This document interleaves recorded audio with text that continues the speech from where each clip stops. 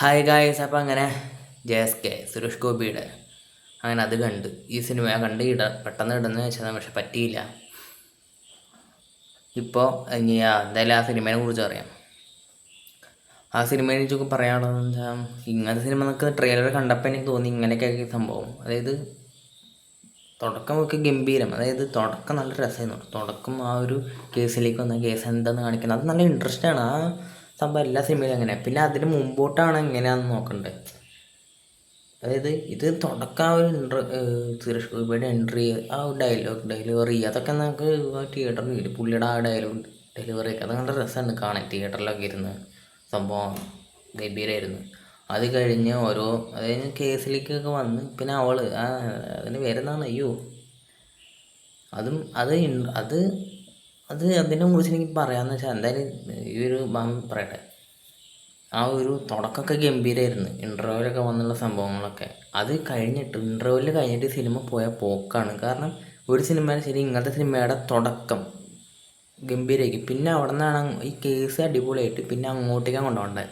ഒന്നെങ്കിൽ കേസിലേക്ക് വരുമ്പോൾ നമ്മൾ അതായത് ഇങ്ങനത്തെ സിനിമ കേസ് ചിലപ്പോൾ ചെറിയ കേസെന്ന് ചോദിച്ചിരിക്കും. പക്ഷേ ഓരോന്ന് അന്വേഷിച്ച് ഇൻ്റർവ്യൂവിൻ്റെ ഓരോ അന്വേഷിച്ച് വരുമ്പോഴാണ് വലിയ സംഭവം മാറാം. ഇത് കേസ് തന്നെ വലിയ സംഭവമാണ്.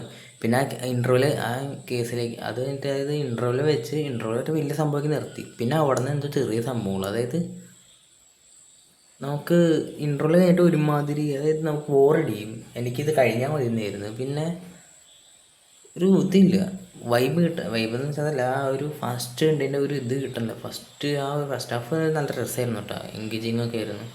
സെക്കൻഡ് ഹാഫിലേക്ക് വന്നപ്പോൾ ബോറടി, അതായത് ലാഗല്ല, ഭയങ്കര ഒരു ഉഷാർ കുറവ്. പിന്നെന്താ പറയുക, ഓരോരുത്തരുടെ ആക്ടിങ്ങാണ് വയ്യേ ഇവർക്ക് വയ്യേ എന്നൊക്കെ തോന്നി.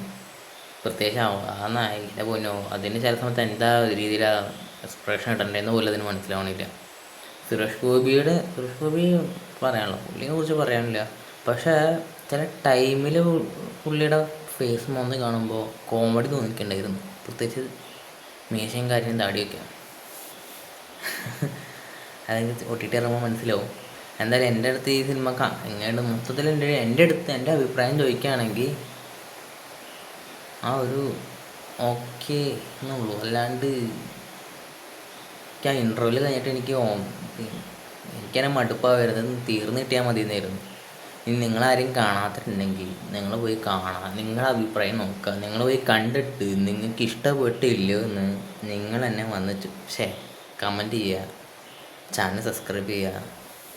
ഇനി നിങ്ങൾക്ക് ഭയങ്കര ഇഷ്ടപ്പെട്ടിട്ടുണ്ടെങ്കിൽ എന്നെ വന്ന് ചീത്ത പറയുക. നീ എന്തായാലും ബൈ.